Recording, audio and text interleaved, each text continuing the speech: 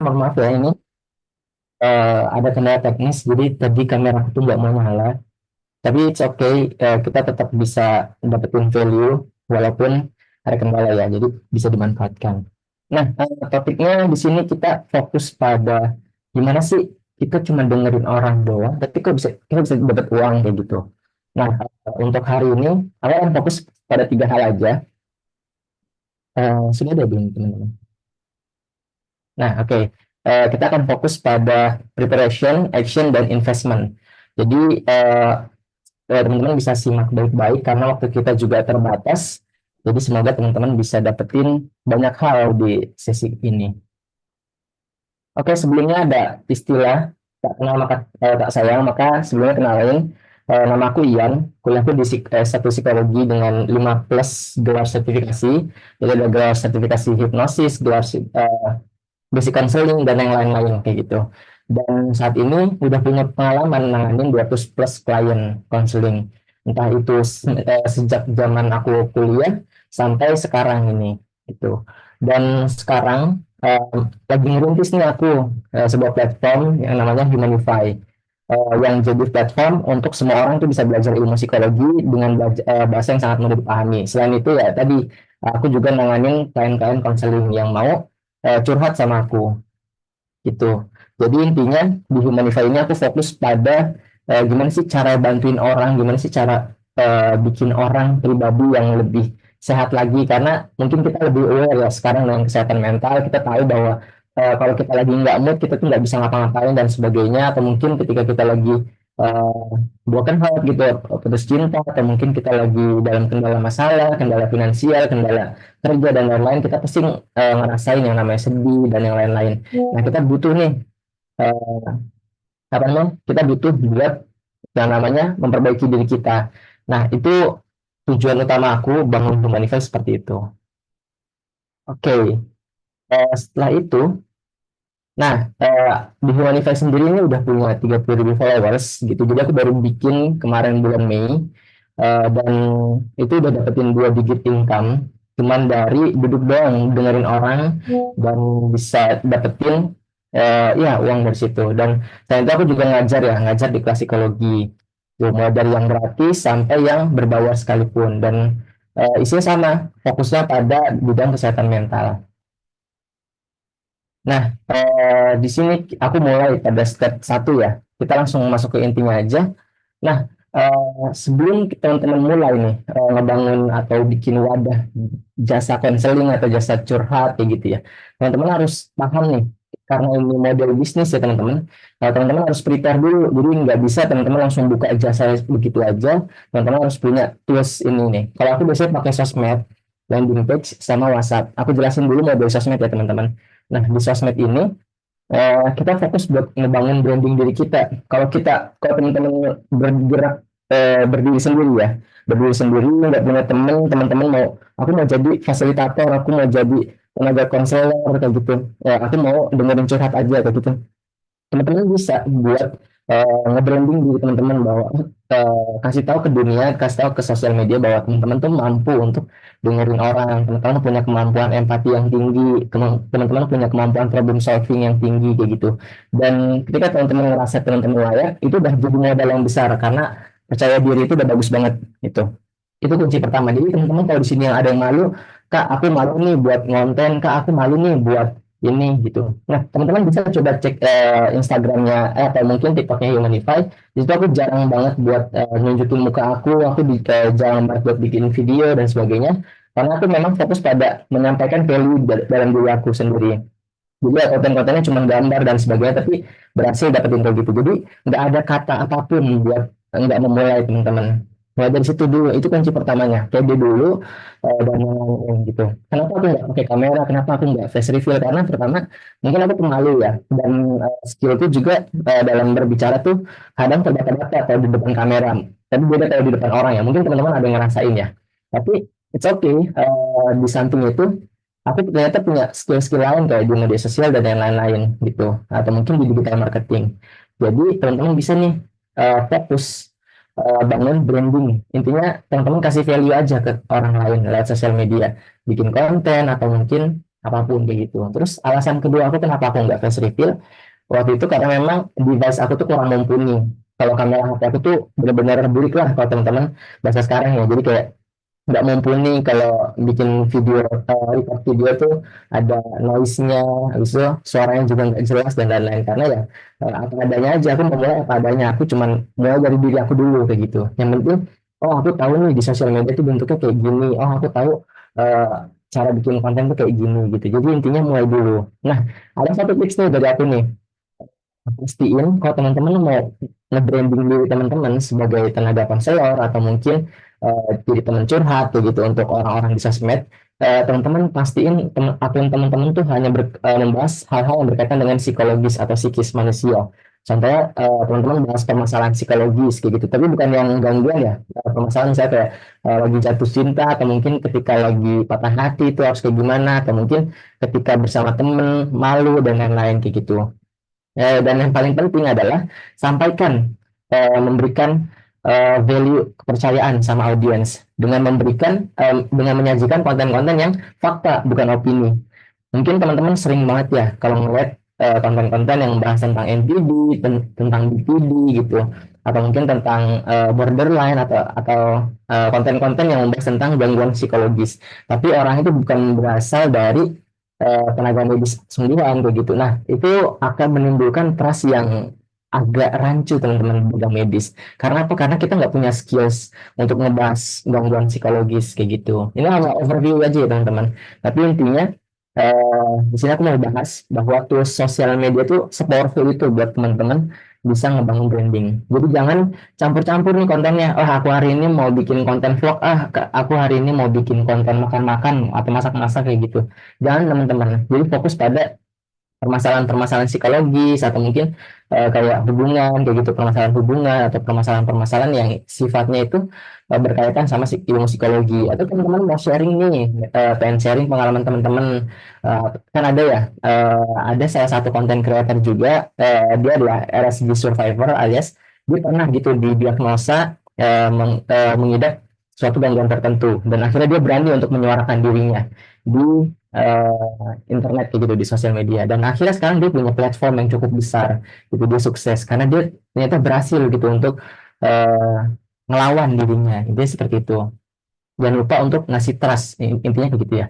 Terus yang kedua adalah landing page. Mungkin teman-teman ada banyak nih yang asing, Kak, landing page itu apa? Nah, singkatnya itu adalah website gitu. Jadi kalau teman-teman tahu website, nah pasti udah lumayan paham lah ya website itu buat apa dan untuk yang lain kayak gitu. Nah, fungsinya website ini tuh buat ngatur transaksi. Kalau aku pribadi, aku menggunakan platform atau landing page namanya Link ID, atau teman-teman bisa juga pakai Mayar, atau teman-teman bisa pakai Tribulio. It's okay, bebasin diri teman-teman senyaman teman-teman mau pakai yang mana. Intinya cari yang paling mudah digunain dulu ya gitu, karena teman-teman ini kerja sendirian gitu. Fungsinya landing page adalah mengatur transaksi tadi. Jadi ketika ada orang yang transfer tuh transfernya ke pihak ketiga dulu, baru nanti nanti ditransfer, atau mungkin teman-teman bisa cairin kayak gitu.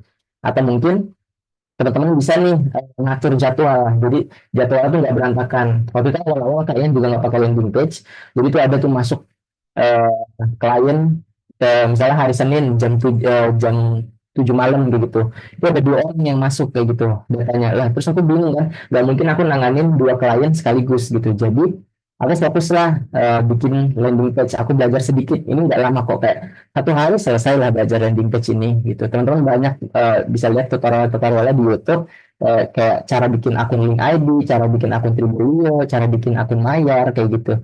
Itu banyak banget teman-teman bisa teman-teman pelajari. Mungkin videonya nggak nyampe 30 menit gitu, dan teman-teman udah bisa buat sendiri gitu. Kalau aku pribadi sekarang pakai Link ID karena menurut aku itu yang paling mudah ya gitu. Aku punya Mayar juga, aku punya Tribulio juga, tapi untuk cara daftarnya, cara manajemennya itu agak lumayan rumit gitu menurut aku pribadi.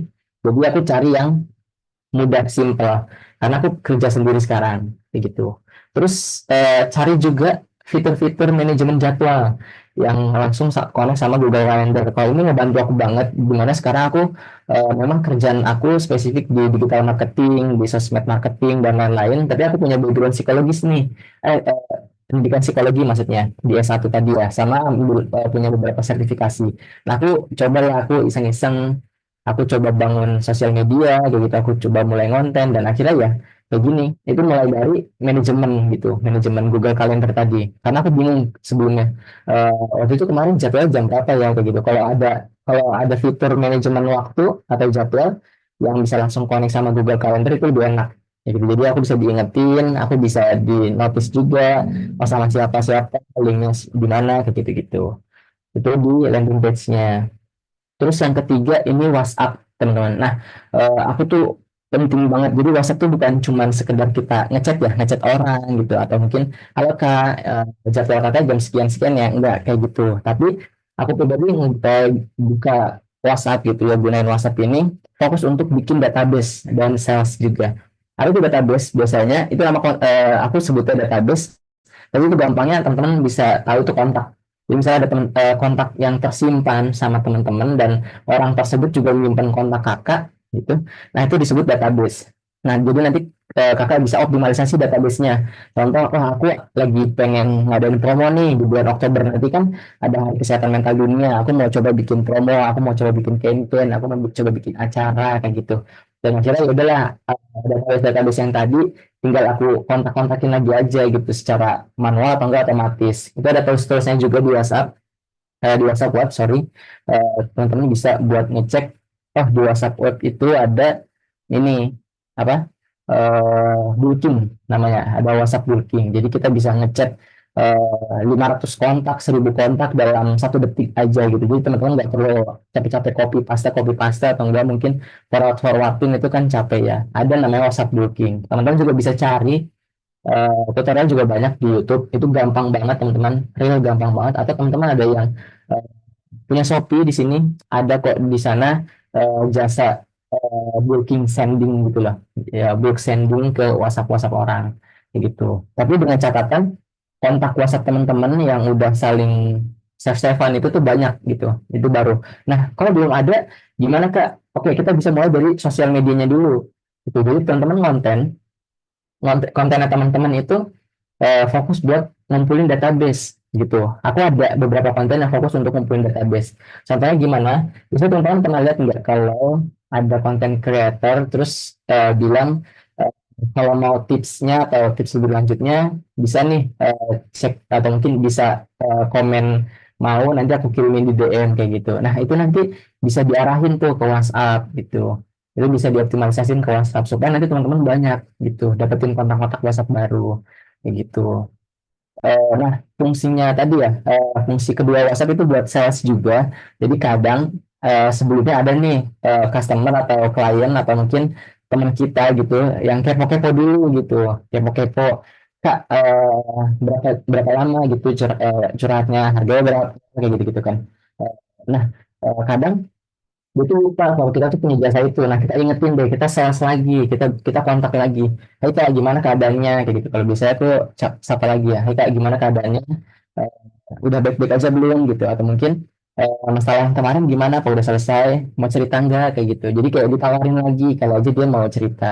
Itu kalau awal merintis tuh kayak gitu. Jadi jangan malu untuk kasih bantuan ke orang lain. Karena tadi fokus utama aku ngebangun Humanify adalah aku mau ngasih tahu nih ke semua orang bahwa aku ini bisa jadi seseorang yang bisa bantuin kamu. Aku bisa jadi seseorang yang dengerin curahan kamu. Aku bisa ngasih ajaran-ajaran atau mungkin kayak pendidikan ilmu-ilmu psikologi kayak gitu ke kamu kayak gitu. Jadi ya intinya fokuslah buat ketujuan awal. Jangan sampai teman-teman hanya karena malu buat nawarin diri, hanya karena malu buat ngasih bantuan gitu. Teman-teman jadi ngelupain tujuan teman-teman gitu. Karena ingat, kalau aku pribadi, tujuan awal aku bangun Humanify tadi bukan untuk uang gitu teman-teman. Kalau aku nyari uang ya aku bisa gerasak gerusuk kayak gitu. Aku bisa di kerjaan aku yang sekarang di digital marketing itu aku rasa aku udah cukup kayak gitu loh, merasa cukup. Tapi di Humanify ini aku fokus buat ngebantuin orang gitu. Kadang ada yang nanya, Kak, aku cuma ada uang segini bisa nggak curhat? Ya udah Kak, nggak usah bayar, nanti aku coba dengerin kayak gitu. Nanti aku coba kasih bantuan atau mungkin aku kasih nasihat. Nanti kayak gitu. Karena curhat itu hampir sama kayak konseling teman-teman, yaitu helping profession atau profesi membantu. Jadi ya kita jangan sampai banyak tergiur sama uang. Nanti pun kalau kita fokus ya, kita fokus sama tujuan awal kita, insya Allah kok banyak bantuan-bantuan, banyak banget eh, apa nih, kayak pembelian atau mungkin yang lain lah. Rezeki itu datangnya dari Allah juga kan teman-teman, atau mungkin dari Tuhan lah kalau seperti itu. Terus kita lanjut nih, selain di prepare, fokus juga aku biasanya nekenin di bagian kedua, yaitu di eksekusi nih teman-teman. Jadi jangan sampai teman-teman tuh merasa ribet. Contoh nih, aku kesalahan awal-awal aku ngebangun tuh adalah aku tuh ngehandle Humanify itu bener-bener perfeksionis. Nah, mungkin ini ya kayak teman-teman ada yang di sini ngerasa, ah aku mulai coba deh, aku mulai mulai Senin aja deh Kak, kayak gitu, mau mulai ngonten hari Senin, atau mungkin aku mulai ngonten jam 14.00 aja deh Kak, gitu, aku mulai nulis, aku mulai jam segini pokoknya gitulah, nggak dinanti-nantiin. Nah, jangan sampai kayak gitu teman-teman, pertama itu ya, jadi eksekusi itu tuh harus dipercepat. Ide itu bukan datang terus-terusan, tapi gimana eksekusinya yang teman-teman lakuin. Ini sebenarnya tamparan juga buat aku, karena terkadang aku tuh orangnya perfeksionis. Jadi aku nunggu momen yang pas banget, atau mungkin aku nunggu aku siap dulu, kayak kadang aku capek, aku udah capek kerja nih, aku males deh bikin konten, aku udah capek kerja seharian dari jam 8 pagi sampai jam 5 sore gitu, aku udah capek, nanti aja deh bikinnya kayak gitu-gitu kan. Nah, terkadang hal-hal kayak gitu nih yang bikin kita tuh menghambat proyek kita. Jadi better buat teman-teman, kalau memang teman-teman ngerasa, aku punya sifat kayak gitu juga nih Kak, coba teman-teman paksa deh, paksa diri teman-teman gitu. Gitu. Jadi bantu diri teman-teman buat benar-benar dipaksa, harus dipaksa, karena kalau nggak dipaksa teman-teman akan stuck di situ-situ aja. Terus kalau aku yang kedua, kesalahan kedua aku adalah bikin itu semuanya rumit. Jadi kayak, oh, ada data ini, aku bikin data ini sebagus mungkin deh, atau mungkin editannya aku bikin yang bagus banget gitu, aku bikin kontennya yang menarik banget lah gitu, kalau nggak menarik aku take down kayak gitu-gitu. Jadi eksekusinya tuh aku ribetin, akhirnya tuh ya tadi, aku tuh nggak keluar-keluar dari zona nyaman gitu. Padahal ternyata dengan eksekusi-eksekusi mudah, hasilnya juga bisa dapat manfaat yang tinggi. Mungkin kalau teman-teman eh, edukasioner gitu, atau mungkin orang yang pernah belajar cara belajar, mungkin teman-teman ada yang pernah dengar prinsip Pareto's Law gitu, atau mungkin hukum Pareto, di mana 20% effort yang teman-teman keluarin itu menghasilkan 80% itu, dibanding teman-teman ngeluarin 80% effort tapi cuma dapat 20%. Jadi kebalikannya. Ketika teman-teman effortnya kecil, sekecil-kecilnya, semudah-mudahnya, teman-teman akan dapetin hasil yang lebih banyak dibanding teman-teman effortnya gede-gedean, besar-besaran, tapi ternyata hasilnya sedikit. Karena apa? Karena tadi banyak banget peluang-peluang yang tertunda, banyak banget waktu yang tertunda, banyak banget hal-hal atau kesempatan-kesempatan yang tertunda, kayak gitu. Nah, jadi buat yang masalah eksekusi, aku cuma minta paksa diri teman-teman untuk keluar dari zona nyaman. Itu yang pertama. Terus yang tips dari aku sendiri, ketika aku mau bikin suatu schedule, ketika aku mau bikin suatu perencanaan, aku penting banget buat gunain yang namanya metode SMART gitu, atau spesifik, measurable, attainable, realistic, dan timeline. Contohnya kayak gimana? Contoh, aku mengadain campaign nih buat 10 Oktober nanti, kan 10 Oktober Hari Kesehatan Mental Dunia ya, itu hari besar di psikologi, itu benar-benar hari besar. Hampir semua kampus pasti ngadain hari besar itu gitu. Eh, Dulu tuh aku pernah turun ke lapangan jadi RSJ juga, apa namanya? Jadi promotor lah, promotor. Jadi ngasih edukasi, psikoedukasi tentang bagaimana cara menjaga kesehatan mental yang baik. Intinya kayak gitu. Ya, kita bikin spesifik nih. Kita mau ngelakuin apa aja di hari itu. Misalnya 10 Oktober. Oh, di 10 Oktober aku mau ngebuka curhat gratis. Aku mau ngebantuin semua orang yang bermasalah di hari itu. Aku pengen ngebebasin orang-orang yang ngerasa dirinya itu lagi rendah-rendahnya gitu. Aku mau bantuin. Dengan cara apa? Bikin spesifik. Kayak, oh, aku mau buka 10 aja deh, atau mungkin aku mau buka 5 curhat gratis kayak gitu, atau mungkin mau bikin, oh aku mau bikin 10 tapi dengan syarat kayak gitu, follow aku gitu, jadi biar sama-sama bantu, aku bantuin kamu, kamu bantuin aku, ya, kayak gitu. Jadi bikin perencanaan yang spesifik gitu. Terus yang kedua, measurable alias terukur. Jadi jangan sampai teman-teman bikin perencanaan tadi tuh nggak tahu nih indikator keberhasilannya apa. Contoh, teman-teman bikin, aku mau buka curhat berapa aja deh kayak gitu. Nah, nanti teman-teman gak akan ngerasa berhasil ketika teman-teman ngerasa berapa aja kayak gitu. Makanya tetapin angkanya. Kalau bisa tuh pakai angka. Kayak, oh aku mau dapetin 10 klien Kak hari ini. Oh aku mau dapetin minimal satu klien deh hari ini. Kak aku mau dapetin dua klien deh kayak gitu. Jadi ketika teman-teman berhasil dapetin dua klien, teman-teman achieve kayak gitu. Teman-teman berhasil, teman-teman mendapatkan ini ya apa namanya, reward buat diri teman-teman sendiri gitu. Jadi teman-teman akan merasa senang. Oh iya, goalsku tercapai. Itu baru measurable.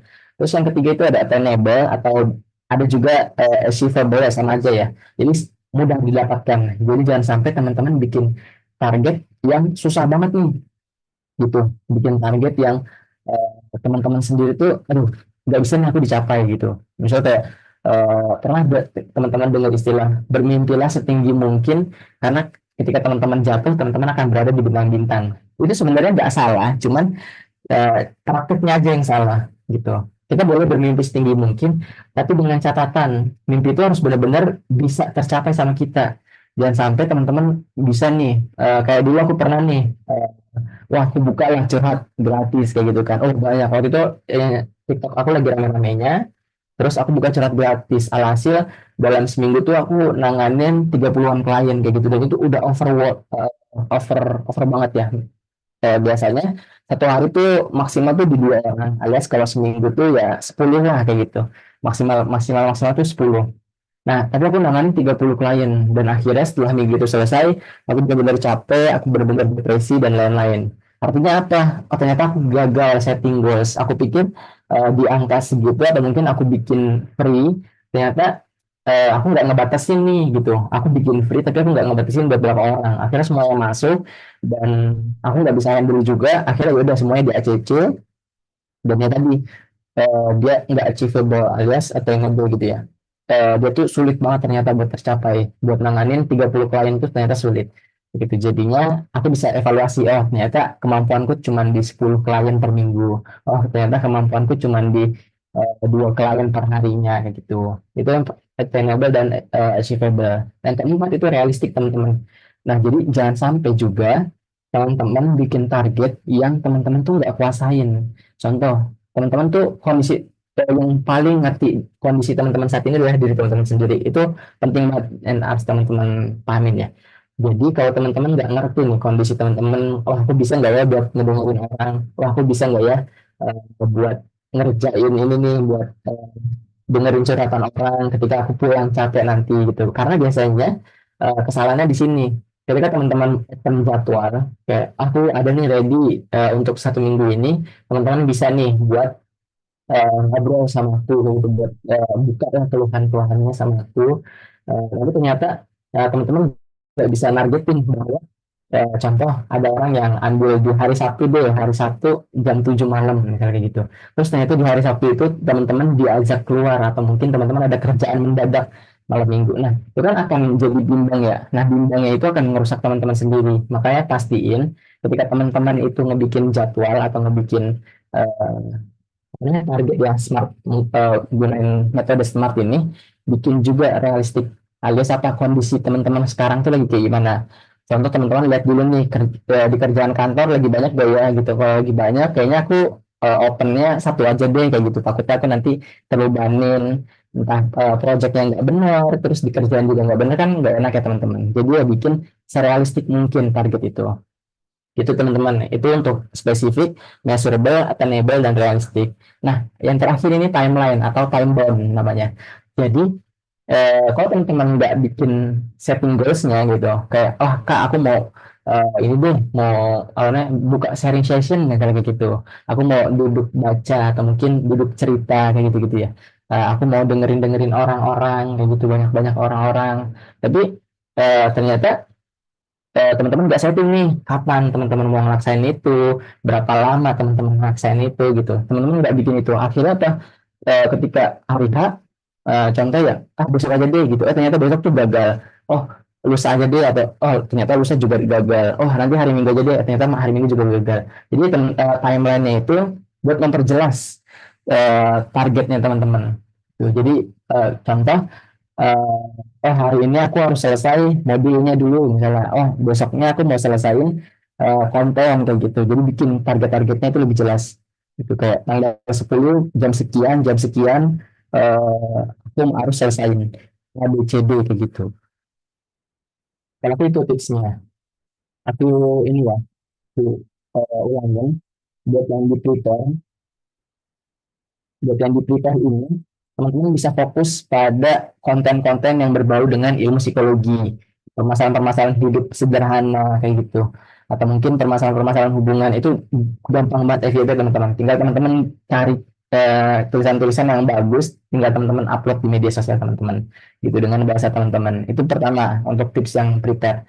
Tips yang kedua dieksekusi adalah pakai metode SMART gitu. Kalau teman-teman masih bingung, teman-teman bisa googling juga nih contoh metode SMART itu seperti apa. Barangkali penjelasan kalian masih terlalu sulit untuk dimengerti sama teman-teman, boleh teman-teman googling juga gitu, atau mungkin teman-teman buka YouTube gitu sekali. Nah, ada yang ketiga, step ketiga. Ini nggak kalah pentingnya bagi aku, yaitu investment. Nah, kenapa sih kita harus ngelakuin investasi gitu? Teman-teman curhat ini pun gitu konseling rumah sakit sekalipun itu bisnis teman-teman gitu. Jadi kalau nggak ada peredaran uang di dalamnya, otomatis bisnis itu bisa bisa mati. Contoh rumah sakit deh, ya yang gampang, nggak perlu kita ke konselor dulu. Misal rumah sakit, ketika rumah sakit itu nggak punya pendanaan, terus gimana cara kita beli obat-obatan gitu. Oke, kalau rumah sakit itu rumah sakit negeri yang bisa di cover sama BPJS, tapi ketika di rumah sakit negeri pun sendiri itu kan ada biasanya ada operasi ya, operasi sendiri pun kita butuh yang namanya kayak listrik kayak gitu ya, atau mungkin alat-alat medis, sarung tangan gitu, atau mungkin gaji dokter atau gaji spesialis, gaji nurse gitu, gaji resepsionis gitu, gaji apa namanya tukang obatnya kayak gitu. Nah itu kan pasti semuanya ada perhitungan ya. Kalau di situ nggak ada perputaran uangnya gitu, nggak ada investasi di dalamnya, terus bisnis itu mati. Dan apakah teman-teman akan bisa membantuin orang lebih banyak lagi? Jawabannya jelas enggak, karena bisnisnya mati. Gimana cara kita mau ngebantuin orang, sedangkan bisnis itu aja nggak ada operasionalnya. Terus itu. Jadi bisnis yang baik itu harus punya aset, dan investasi adalah salah satu cara terbesar buat ningkatin aset. Gitu. Semakin banyak aset yang teman-teman punya, semakin banyak juga income bisnis yang teman-teman bisa dapetin. Di sini kita udah mulai ngomongin bisnis lagi ya. Kalau tadi kan kita ngomongin tentang si konselingnya gitu. Sama bagaimana saya menyuarakan konseling di sosial media. Nah, kita di sini ngomongin bisnis nih. Karena aku pribadi, background aku juga punya pekerjaan di digital marketing, brand enthusiast, sama bisnis mentoring kayak gitu. Nah, teman-teman harus pahamin nih, sebenarnya ada nih, yang tadi jelasin di akhir, aku pernah ngajarin juga di sebelumnya bahwa ada fundamental bisnis gitu, ada frameworknya, cara ngelakuin bisnis itu nggak asal-asalan. Kenapa banyak orang yang gagal bisnis? Karena mereka ngelakuin asal-asalan. Karena teman-teman juga harus tahu nih, biasanya aku pribadi, ini aku cerita pengalaman aku bangun Humanify ya deh. Di Humanify itu fokus aku adalah ngebantuin orang. Itu tujuan utama aku itu benar-benar harus pure gitu ya. Fokus di situ. Ketika tapi dengan catatan bisnisnya tetap harus jalan karena aku nggak bisa ngehidupin banyak orang, aku nggak bisa ngebantuin banyak orang. Kalau aku sendiri pun nggak ngerasa ini, karena terbantu gitu. Aku ngerasa kekurangan dan yang lain-lain kayak gitu. Terus dapetin kebutuhan aku, pasti aku juga akan ngerasain kayak gitu. Pertama gitu. Terus yang kedua adalah aset otak kita. Di sini aku ngejelasin ya, investasi yang biasa waktu itu aku lakuin ada dua nih. Yang pertama, investasi layar ke atas itu skills and knowledge. Yang kedua, di financial instrument itu. Contoh di layar ke atas dulu. Aku jelasin ya. Jadi ketika waktu itu ada klien, waktu itu permasalahannya susah banget. Itu permasalahan susah dan aku rujuk aja ke psikolog. Karena apa? Karena ini udah di luar kemampuan aku gitu. Ini di luar kemampuan aku dan aku ngerasa aku nggak bisa nanganin klien ini, jadi aku rujuk dia ke psikolog aja kayak gitu. Atau mungkin ke psikiater karena bukan aku. Dengan catatan ketika aku udah tahu kalau oh aku nggak punya kompetensi di bidang itu, aku harus belajar gimana caranya aku bisa paham, gimana caranya aku bisa nanganin klien yang tadi dengan cara yang sama kayak gitu. Gimana caranya aku bisa bantuin lebih banyak orang. Kali aja di dunia lain, di belahan dunia lain, ada orang yang kasusnya sama kayak kakak tadi, kayak gitu, misalnya kayak gitu. Jadi, aku coba ningkatin skills aku. Setiap bulan aku ikut pelatihan, entah itu tentang konselingnya, basic konseling, atau mungkin investasi kayak pelatihan-pelatihan yang digital marketingnya atau mungkin sosial medianya kayak gitu. Memperbarui ilmu itu juga penting teman-teman. Jangan sampai ketika teman-teman dapetin uang dari project teman-teman, teman-teman langsung tuh foya-foya kayak, oh aku seneng banget nih, aku langsung foya-foya, aku habisin uang. Jangan. Kalau waktu itu aku sampai sekarang aku belum menikmatin hasil dari tadi ya income 2 digit aku tuh, aku belum ngabisin uang itu karena full aku investasiin lagi. Aku ikut pelatihan yang harganya 3 juta, aku ikut pelatihan yang harganya 4 juta. Itu full karena dari si Humanify tadi gitu. Aku ikut pelatihan yang harganya 8 juta. Intinya ya tadi, aku memperbarui ilmu aku, ngasah kompetensi aku, dan akhirnya aku bisa ngebantu lebih banyak orang lagi gitu. Jadi jangan sampai takut investasi lihat ke atas. Karena orang terkaya di eh, apa namanya Indonesia, Prajogo Pangestu, kalau teman-teman tahu, pernah bilang nih bahwa ketika teman-teman ini gagal ya dalam suatu usaha, maka di usaha selanjutnya teman-teman akan punya modalnya apa, isi kepala teman-teman kayak gitu. Jadi jangan sampai nanti ketika bisnis gagal, teman-teman nggak punya apa-apa karena uang hasil bisnisnya itu udah difoya-foyain kayak gitu. Jadi tetap diinvestasiin minimal ke diri kita sendiri, ke kepala atas, atau ikut pelatihan, ikut kurs, beli tools-tools gitu, langganan tools-tools gitu kan, ada biasanya tools-tools berbayar. Nah, teman-teman bisa nih buat coba deh investasi ke situ-situ. Terus yang kedua ada investasi in financial instrument kayak gitu. Aku pribadi aku baru belajar investasi di instrumen-instrumen kayak obligasi, reksadana, saham dan sebagainya. Aku baru mulai belajar dan insya Allah aku mau masukin investasi dari Humanify ke situ. Karena apa? Karena biasanya returnnya itu akan ngebantuin aku di kemudian hari. Jadi ketika aku butuh pendanaan untuk bisnis aku atau mungkin untuk si Humanify itu sendiri, aku tuh punya uang yang bisa dicairin secara langsung. Jadi aku belajar untuk investasi. Jadi bukan nabung ya, tapi investasi. Atau teman-teman kalau yang bingung, aduh aku nggak bisa kak belajar saham, belajar reksadana, belajar kripto kayak gitu ya. Aku capek belajar semuanya gitu. Aku mau fokus di konseling aja. Boleh, nanti teman-teman di financial instrumennya bisa beli emas kayak gitu. Mungkin ya kayak cara lama, tapi tetap kok emas itu tuh buat mempertahankan nilai uang teman-teman kayak gitu. Contoh teman-teman beli emas sekarang di harga 1,100,000 misalnya ya. Terus di tahun depan itu udah 1,200,000. Artinya ya teman-teman dapat untung juga, dapat return kan. Walaupun memang ada inflasi, tapi teman-teman tetap dapat untung. Intinya uang teman-teman tuh nggak habis. Kalau teman-teman sekarang nabung, nabung di celengan gitu ya, nabung di ATM, itu biasanya tuh returnnya nggak banyak. Jadi ya teman-teman akan sulit buat dapetin hasil kayak gitu. Oke, di sini ada chat juga sedikit, aku sedikit baca ya, dari Kak Purnama Harisman. Step-stepnya ketinggalan. Ya, nggak apa-apa Kak, nanti sama Kak Anggi ada recordnya. Jadi buat teman-teman di sini yang dengerin dari awal atau mungkin yang baru masuk, it's okay teman-teman. Di sini kita semua belajar, jadi teman-teman nggak perlu takut yang namanya ketinggalan. Teman-teman bisa putar ulang nanti recordnya di sharing, di share-sharean yang dikasih nanti sama Kak Anggi ya. Gitu. Oke, nah investasi selain ini sebenarnya sedikit ya, sedikit promosi, tapi it's okay. Aku juga mau nawarin ke teman-teman yang mau belajar, yang mau serius di bidang ini.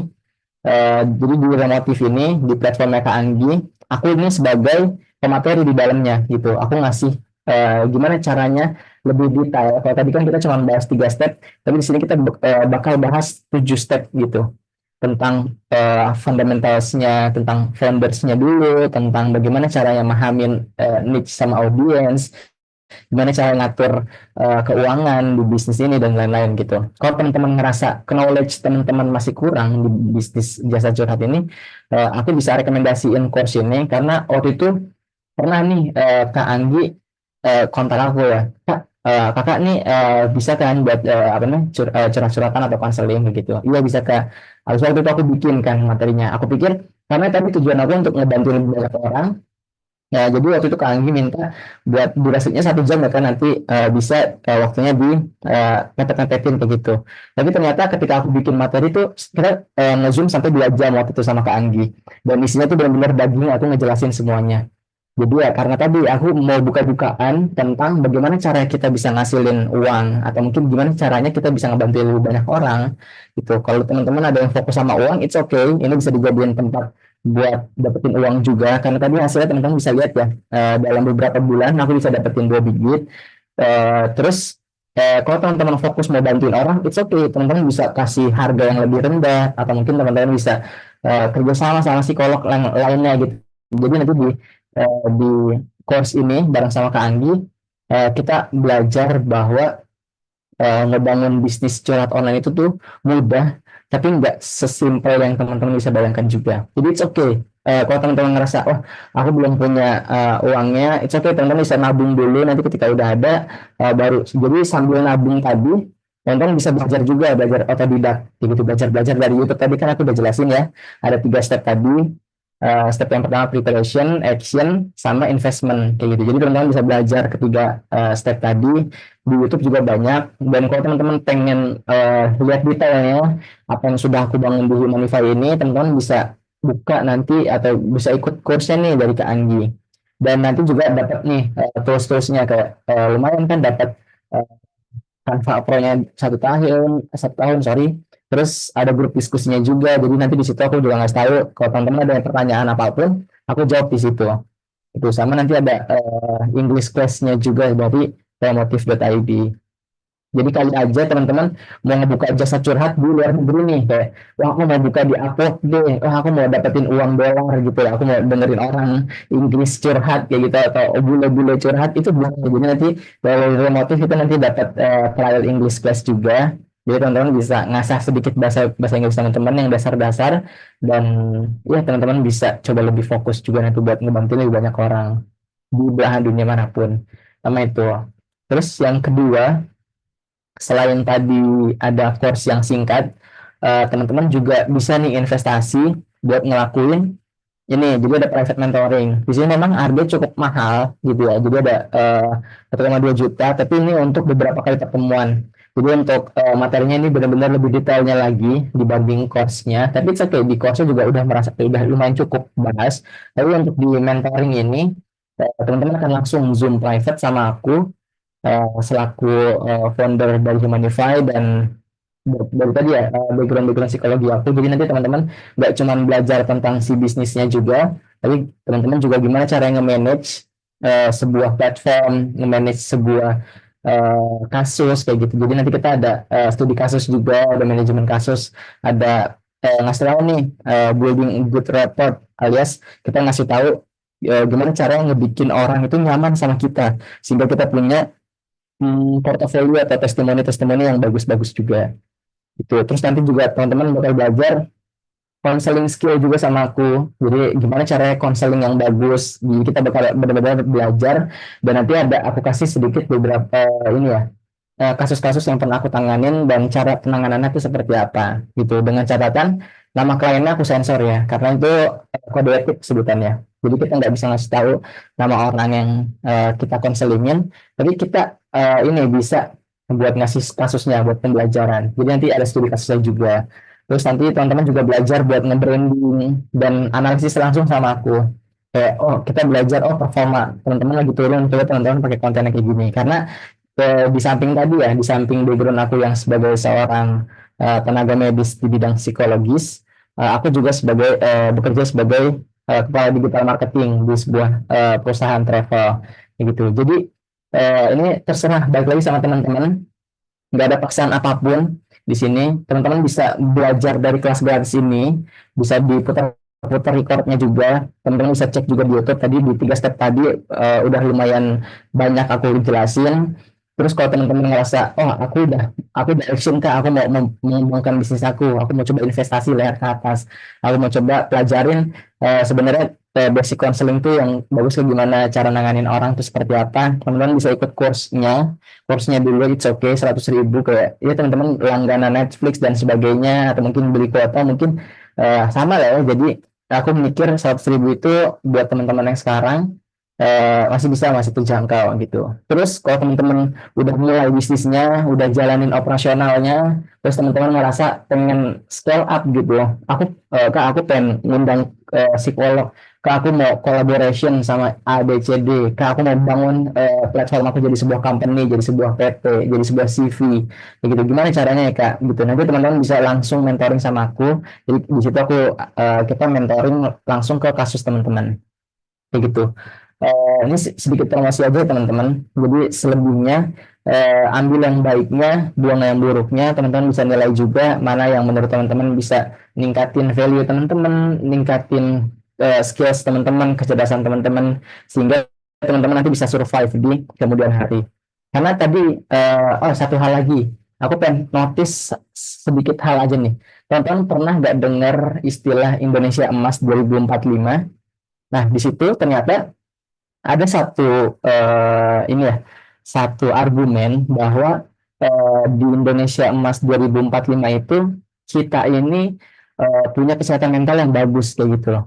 Tapi ketika kita lihat data tahun ini, contoh penelitian aku sebelum itu tentang depresi, ada juga tentang stres. Aku ketika ngeliat angka depresi di Indonesia itu lumayan tinggi. Depresi itu banyak banget jenisnya.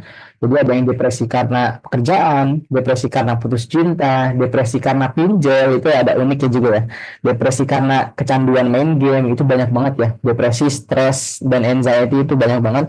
Padahal data sekarang tuh rusak banget nih, minus minus banget gitu loh. Jadi kayak mengkhawatirkan.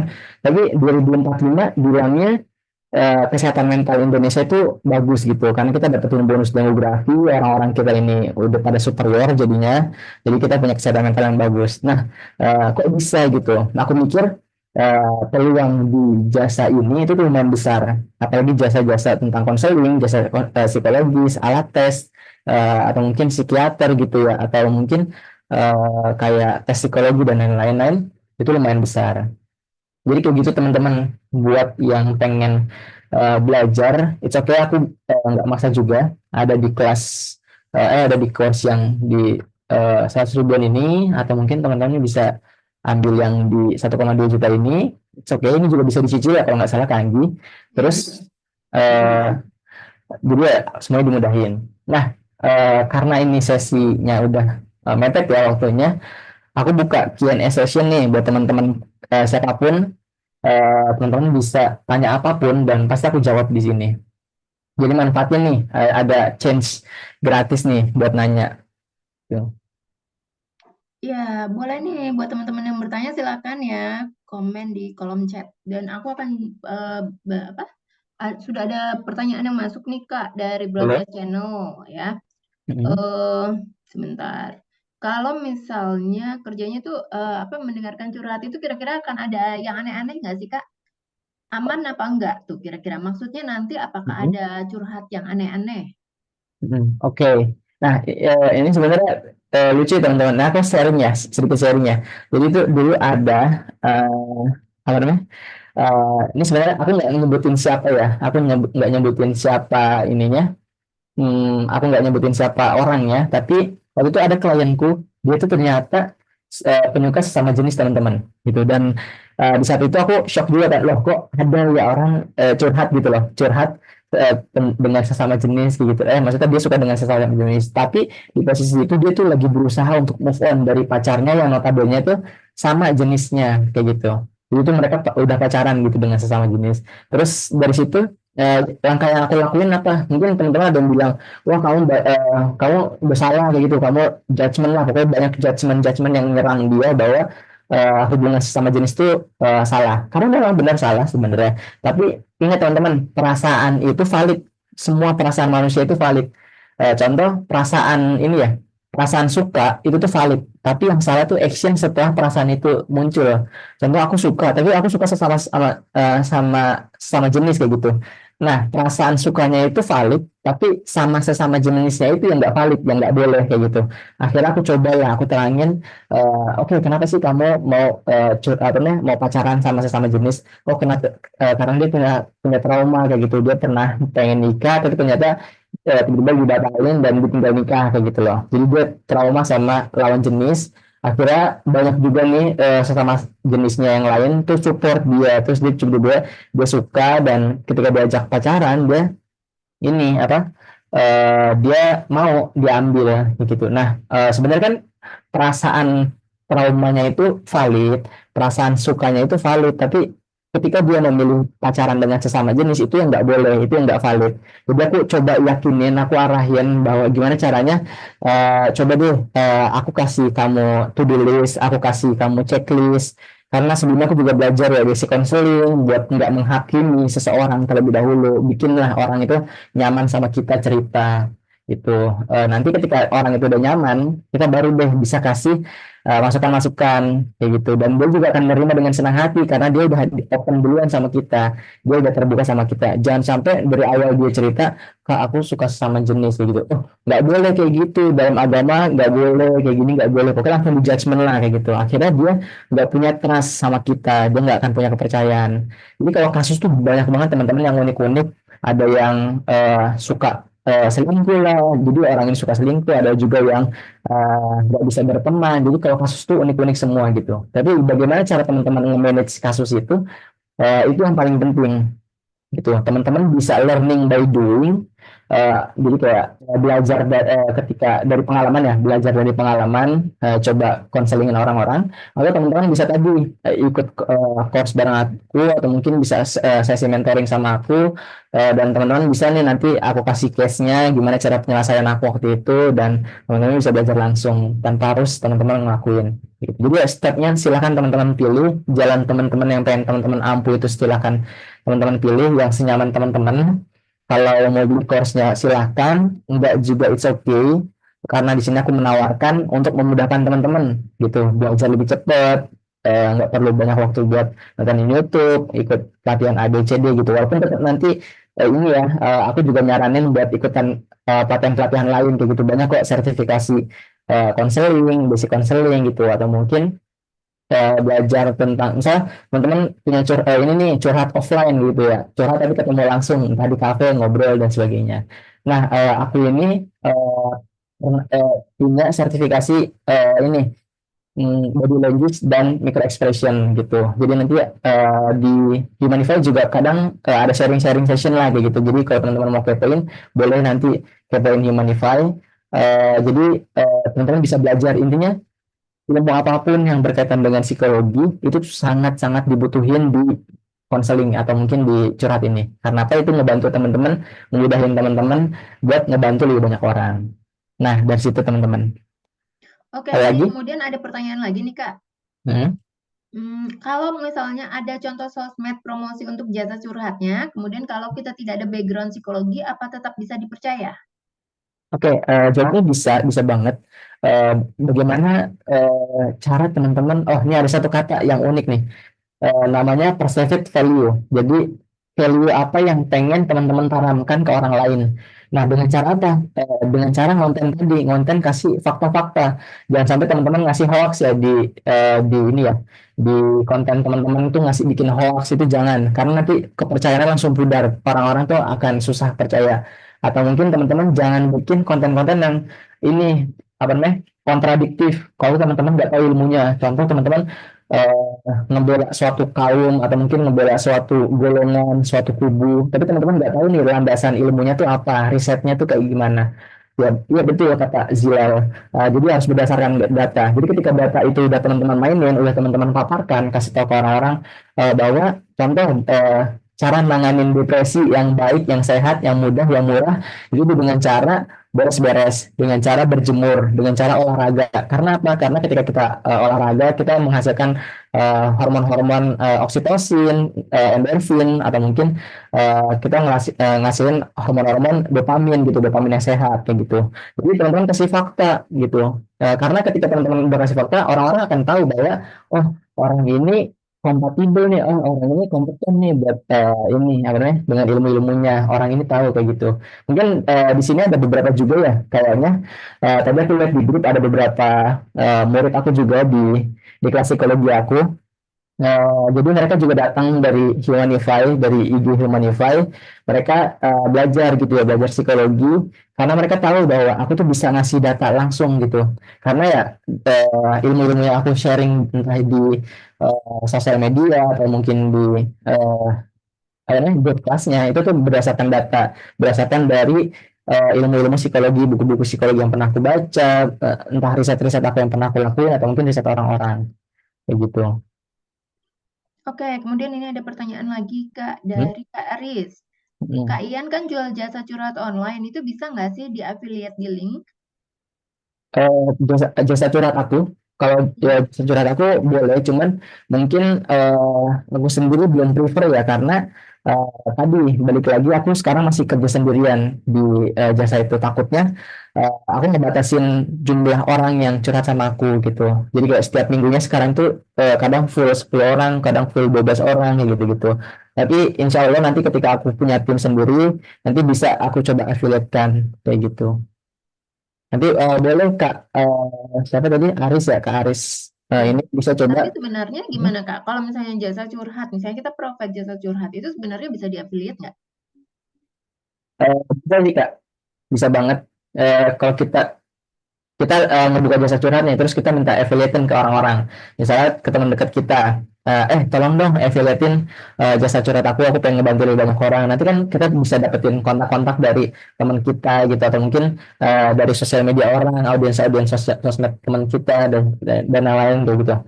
Jadi kalau untuk jasa curhat sendiri tuh bisa banget untuk diafiliatkan, bisa banget untuk di endorsein gitu ya, atau mungkin strategi-strategi marketing apapun lah, ya, itu bisa banget.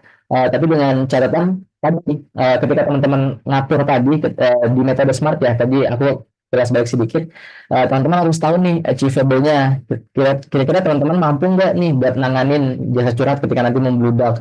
Ntar ada orang-orang yang lagi membutuhkan banget, terus teman-teman PHP-in kan kasihan ya kayak gitu. Jadi mungkin bisa sharing juga nih. Ada teman-teman yang buka jasa curhat juga. Jadi bisa nih teman-teman kayak sharing klien kayak gitu, itu boleh juga kayak gitu. Dengan catatan nanti dikasih tahuin sama kliennya bahwa oh hari ini aku lagi nggak bisa konselingin orang kak, karena aku full dan aku harus manage diri aku sendiri. Mau nggak kak kalau curhat sama temen aku kayak gitu. Jadi nanti bisa lah sharing profit, itu kan affiliate juga ya teman-teman.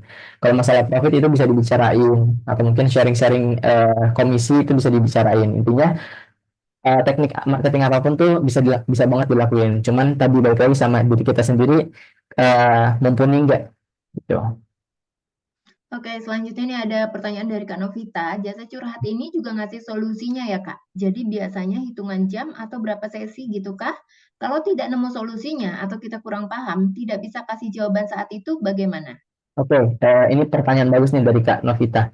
Eh Baik lagi ya, tadi skills ya, kita ngomongin skills. Kadang memang jam terbang itu benar-benar ngasih impact yang gede banget loh. Jadi semakin banyak kita curhatin orang, pasti semakin tahu kita permasalahan orang itu kayak gimana. Mungkin aku coba ke pertanyaan pertama dulu ya, tentang sesi ya, atau mungkin jam. Biasanya itu aku patokin 1 jam, atau mulai dari 45 menit sampai 1 jam. Karena apa? Karena biasanya di luar dari jam itu tuh udah nggak efektif obrolannya. Mungkin paling lamanya itu di 1,5 jam atau 90 menit itu masih it's okay, tapi itu mungkin udah exhausted banget ya, atau mungkin udah kelelahan banget kayak gitu. Nah, eh misalnya di luar jam itu kita bisa reschedule atau mungkin ditambahin sesinya tapi di hari lain. Contoh bisa aku ngomong kayak gini, Kak, ini udah 1 jam, aku takut obrolan kita ini udah kelewat dari objektif kita. Gimana kalau nanti kakaknya atur sesi lagi di lain hari dengan objektif yang berbeda. Maksudnya objektif apa? Biasanya tujuan pertama dia masuk atau mungkin dia curhat sama kita, dia butuh validasi. Ketika, wah aku salah, tapi aku nggak mau disalahin gitu. Dia butuh validasi. Makanya di sesi pertama biasanya fokus di cara apa namanya, bangun validasinya, gimana caranya kita nggak ngejudge orang, bikin dia terbuka sama kita, dan kita kasih tips-tips singkat kayak gitu. Terus di pertanyaan kedua Kak Novita tadi, kalau nggak nemu solusinya kayak gimana? Nah ini sebenarnya yang paling penting ya teman-teman. Kita di jasa curhat itu tuh nggak ngasih solusi, tapi kita discuss. Jadi bentuk curhat itu tuh discuss. Sama kayak counseling ya. Jadi teman-teman pahamin dulu permasalahannya apa, jangan dijudge dulu. Kalau dia memang salah, oke, it's okay. Kalau dia memang salah, iya dia salah. Tapi jangan langsung dijudge. Nanti teman-teman obrolin nih.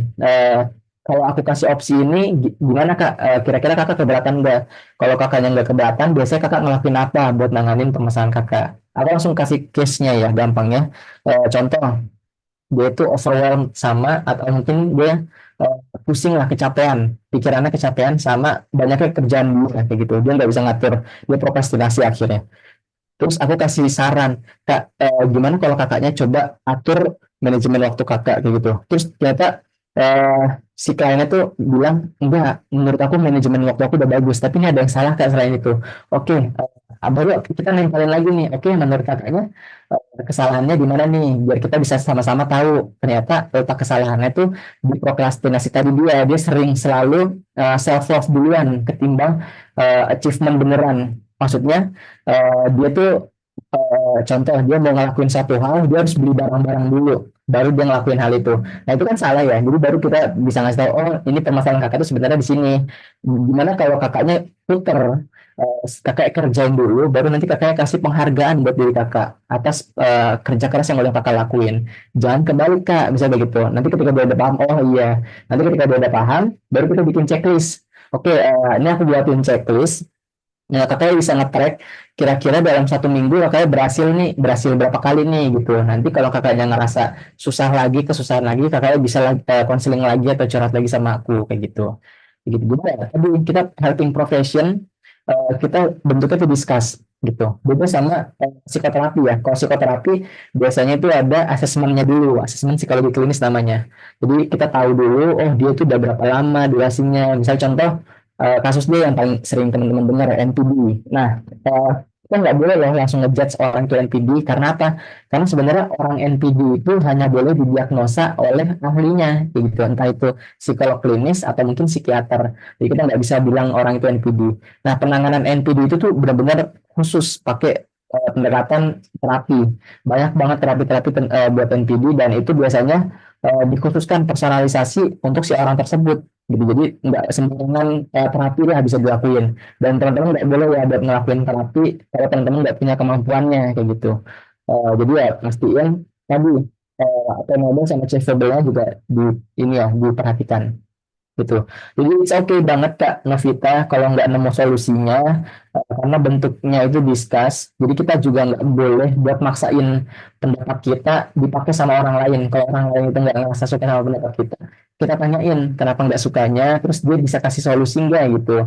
Nanti kita bisa kasih, oh kalau menurut aku dari sisi pengamat, kalau kakak pakai solusi yang kakak tawarin buat diri kakak sendiri, ya itu bermasalah DKI itu karena dari pengalaman-pengalamanku sebelumnya bla bla bla bla bla kayak gitu jadi kita jelasin dari data juga kalau bisa gitu jadi ya nggak apa-apa. Ya, pertanyaan terakhir dari Kak Sisilia, cara nyari klien dan branding diri kita dari platform apa ya? Maaf tadi terlambat join. Oke, nggak apa-apa Kak Sisil, nanti Kak Anggita bakal ngasih recordnya juga, jadi Kak Sisil bisa ngecek nanti. Oke, aku jawab ya. Cara nyari klien dan branding diri. Kalau aku pribadi, eh aku cuma pakai sosial media aja Kak, gitu. Pakai sosial media, tapi kakaknya bisa kok buat gunain platform-platform lain, kayak misalnya Upwork kayak gitu, atau mungkin freelancer, 1000 lancer kayak gitu. Itu banyak kok yang buka jasa-jasa curhat. Cuman aku tuh nggak recommended gitu karena eh, itu biasanya banyak banget. Kalau aku cari yang paling mudah buat aku lakuin, apalagi kalau aku kerja sendiri ya. Jadi aku branding diri aja di platform di sosial media, entah itu di TikTok atau di Instagram, cari yang paling kakak bisa kuasain. Kalau di TikTok itu oke, it's okay ngonten di TikTok. Kalau di Instagram boleh ngonten di Instagram, kayak gitu. Buat nyari kliennya nanti kliennya datang sendiri ketika branding diri kita tuh udah bagus. Atau mungkin kita bisa bikin campaign Kak. Wah di bulan Oktober nanti di tanggal 10 ada perayaan Hari Kesehatan Mental Dunia nih. Aku pengen deh buat apa namanya? Pengen bikin jasa curhat gratis buat siapapun yang mau cerita sama aku kayak gitu. It's okay, boleh banget nanti klien datang sendiri ketika kakak ngepromosin itu di sosial media gitu.